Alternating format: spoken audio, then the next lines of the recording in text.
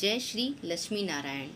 इस दुनिया में कर्म को मानने वाले लोग कहते हैं भाग्य कुछ नहीं होता, और भाग्यवादी लोग कहते हैं किस्मत में जो लिखा होगा वही होकर रहेगा। भाग्य और कर्म को अच्छे से समझने के लिए पुराणों में एक कहानी का उल्लेख मिलता है।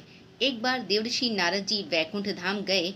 वहां उन्होंने भगवान विष्णु का नमन किया। नारद जी ने श्री हरि से कहा, प्रभु, पृथ्वी पर अब आपका प्रभाव कम हो रहा है। धर्म पर चलने वालों को कोई अच्छा फल नहीं मिल रहा। जो पाप कर रहे हैं उनका भला हो रहा है। तब श्री हरि ने कहा, ऐसा नहीं है देवर्षि, जो भी हो रहा है सब नियति के जरिए ही हो रहा है। नारद बोले, मैं तो देखकर आ रहा हूँ, पापियों को अच्छा मिल रहा है और भला करने वाले धर्म के रास्ते पर चलने वाले लोगों को बुरा फल मिल रहा है। भगवान ने कहा, कोई ऐसी घटना बताओ। नारद ने कहा, अभी मैं जंगल से आ रहा हूँ। वहाँ एक गाय दलदल में फंसी हुई थी। कोई उसे बचाने वाला नहीं था। तभी एक चोर उधर से गुजरा। गाय को फंसा हुआ देखकर भी नहीं रुका। वह उस पर पैर रखकर दलदल लांघ कर निकल गया। आगे जाकर चोर को सोने की मोहरों से भरी एक थैली मिली। थोड़ी देर बाद वहां से एक वृद्ध साधु गुजरा। उसने उस गाय को बचाने की पूरी कोशिश की।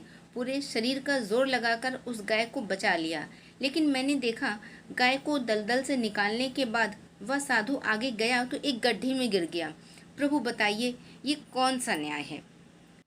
नारद जी की बात सुन लेने के बाद प्रभु बोले, यह सही ही हुआ। जो चोर गाय पर पैर रखकर भाग गया था उसकी किस्मत में तो एक खजाना था, लेकिन उसके इस पाप के कारण उसे केवल कुछ मोहरें ही मिली।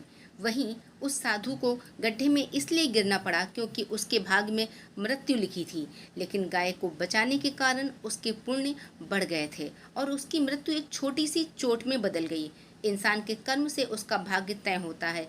इंसान को कर्म करते रहना चाहिए क्योंकि कर्म से भाग्य बदला जा सकता है।